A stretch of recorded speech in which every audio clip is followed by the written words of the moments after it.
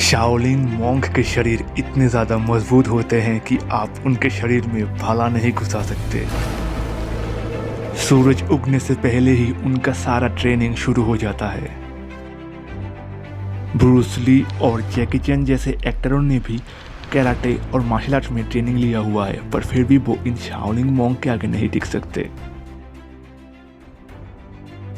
तो फिर स्वागत है आपका द आउट शो के एक बहुत ही कमाल और फ्रेश एपिसोड में, जहां पे आप ये जानने वाले हैं कि कैसे शाओलिन मॉन्क इतने ज़्यादा ग्रेट होते हैं और आपको क्यों कभी भी उनसे पंगा नहीं लेना चाहिए। नंबर 1, पानी में चलने वाला इंसान। तो क्या आपने कभी सोचा है कि शाओलिन मॉन्क इतने सालों के मेहनत के बाद क्या क्या सुपर पावर्स अचीव करते हैं? तो शायद आपने आज से पहले किसी भी इंसान को पानी में टेक्निकली इस तरीके से चलते हुए नहीं देखा होगा।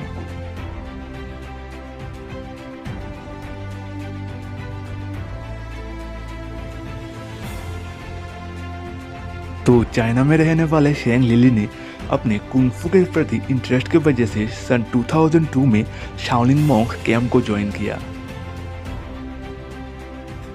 और कैंप में ज्वाइन करने के बाद से ही उन्हें अपने शारीरिक क्षमताओं के बारे में थोड़ा थोड़ा अंदाज़ा लगने लगा और महज 5 साल के कड़े मेहनत के बाद उन्होंने पानी में चलने वाला ये अद्भुत स्टंट कर दिखाया।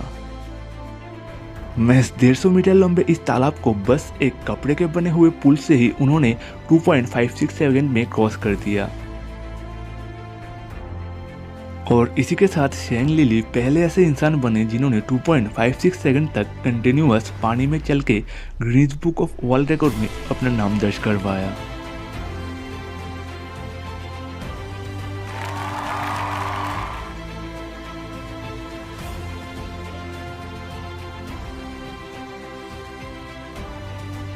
तो क्या आपको पता है कि तिब्बत में एक ऐसे उपजाति संप्रदाय मौजूद हैं जो कि दावा करते हैं कि वो अपना बॉडी टेम्परेचर कंट्रोल कर सकते हैं, यानी सर्दी के टाइम वो अपना टेम्परेचर बढ़ा दे सकते हैं और गर्मी के समय अपने चाहे मुताबिक अपना शारीरिक तापमान वो घटा दे सकते हैं। बस यही नहीं, ये लोग और ये दावा करते हैं कि वो अपने बस मेडिटेशन के बलबूते पे अपना मेटाबॉलिज्म सोने के टाइम 50 से लेकर 7% घटा देते हैं। जहां आम आदमियों का सोने के टाइम बस 10 से लेकर 15% मेटाबॉलिज्म गिर जाता है, वही ये लोग ये दावा करते हैं कि सोने के समय वो अपना मेटाबॉलिज्म मैक्सिमम 60% तक लो कर दे सकते हैं। महज तिब्बतियन साइंटिस्टों ने भी इनके इस दावों को सही ठहराया, पर साइंटिस्टों के पास भी उनके ऐसे शक्तियों का कोई साइंटिफिक रीज़न नहीं है। उन्होंने बस ऐसे शक्तियों को गॉड्स मिरेकल बोल के छोड़ दिया। शायद कुछ लोगों के लिए सुई में धागा डालना भी काफ़ी बड़ा टास्क होगा, पर मैक्सिमम शाओलिन मॉन्क एक तगड़े कांच के दीवार को भेद के सुई को आर पार कर सकते हैं। जहां पे शिंग हियोंग ने पहली बार 153 किलोमीटर पर आवर के फोर्स से एक कांच की दीवार को भेद के बैलून को फोड़ दिया था और उसी के साथ Guinness book of world record में भी इस टास्क के लिए उनका नाम दर्ज हुआ था। उनसे जब पूछा गया कि वो ऐसा अद्भुत टास्क बिना कांच को फोड़े हुए कर कैसे लेते हैं, उनसे बस यही जवाब आया कि ये बस फोकस एंड फोर्स का कॉम्बिनेशन है, जिसे प्रैक्टिस के मदद से कोई भी आसानी से रद्द कर सकता है।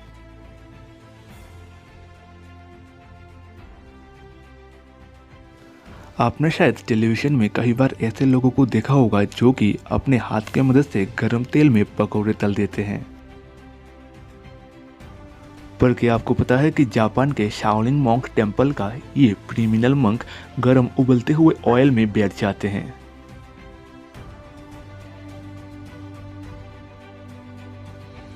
और जिनको नहीं पता उनको बता दे कि क्रिमिनल मंक वो होते हैं जिनके ऊपर 10,000 से भी ज़्यादा जूनियर मंक का जिम्मेदारी रहता है और वो उन्हें पूरा 3 से लेकर 4 साल ट्रेन करते हैं। ऑल्दो कम से कम तापमान लगे इसके लिए ज़्यादा से ज़्यादा हर्बल मेडिसिन यूज़ होते हैं, पर फिर भी आप ये सोचिए कि अगर सिर्फ उबलते हुए पानी में भी हाथ चला जाए तो फिर आपको कैसा महसूस होता होगा। ये इंसान तो उबलते हुए तेल में बैठ जाता है और ये प्रक्रिया ख़त्म होने के बाद ये जो तेल है वो जूनियर मॉन्क को सप्लाई किया जाता है ताकि वो इस तेल को यूज़ करके अपना ट्रेनिंग पूरा कर सके।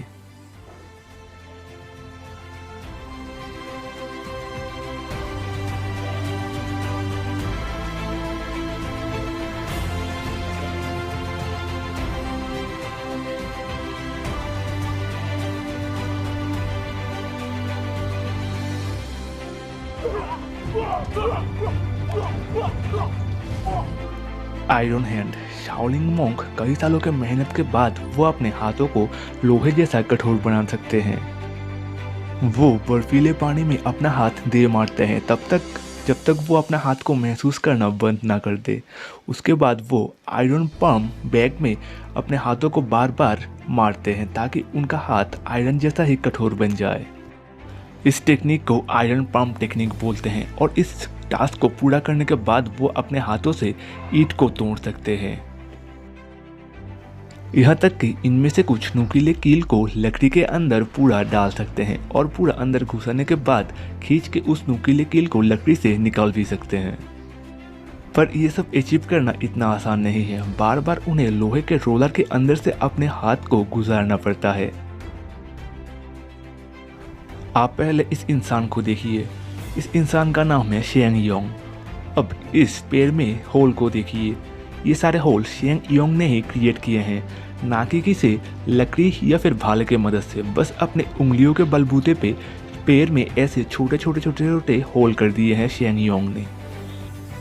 शेंग योंग का ये कहना है कि बचपन से ही अपनी उंगलियों पे ज़रूरत से भी ज़्यादा तकलीफ दे के उन्होंने अपनी उंगलियों को आयरन जैसा सॉलिड कर दिया है, जिसके मदद से वो कोई भी टास्क अपने उंगलियों की मदद से काफ़ी आसानी से कर सकते हैं।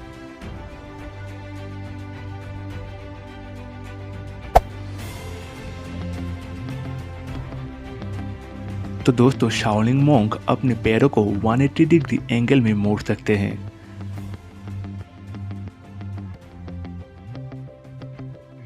किसी ऊंची सतह में अपने बैलेंस को बरकरार रखना ही उनके ट्रेनिंग का मेन मकसद रहता है और इसी के साथ वो अपने माइंड को काफ़ी ज़्यादा काम एंड पीसफुल करते हैं। वैसे तो शाओलिंग मॉन्क ज़्यादा लड़ते झगड़ते नहीं हैं, पर वो मारपीट की ट्रेनिंग बस इसीलिए करते हैं ताकि वो दुश्मनों के हाथों से अपने आप को सटीक समय में बचा पाए। तो दोस्तों, आपने कभी बार बंदरों को ऊंची जगहों को चढ़ते हुए देखा ही होगा, पर शाओलिंग मॉन्क तो ऊंचे ऊंचे पहाड़ चढ़ लेते हैं और ये उनके रोज़ की ज़िंदगी का एक रूटीन है। यहाँ तक कि वो ऊंचे ऊंचे सीढ़ियों से भी अपने हाथों की मदद से नीचे उतर सकते हैं, जिसे मंकी स्क्रोलिंग टेक्निक कहते हैं। महज बस 6 साल का उम्र होता है जब मॉन्क के माता पिता उन्हें कैंप छोड़ जाते हैं और तभी से उनका ट्रेनर उनके ऊपर कड़ी ट्रेनिंग चालू कर देता है।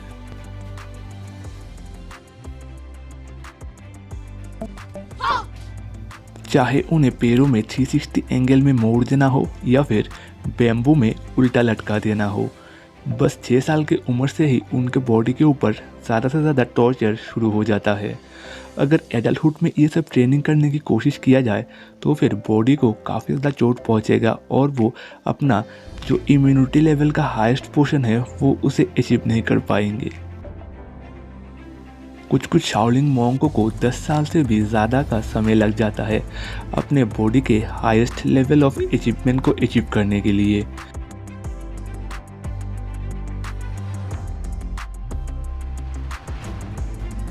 शाओलिंग मॉन्क ट्रेनिंग का सबसे ज़्यादा जो महत्व है वो है अपनी बॉडी को टॉर्चर देना।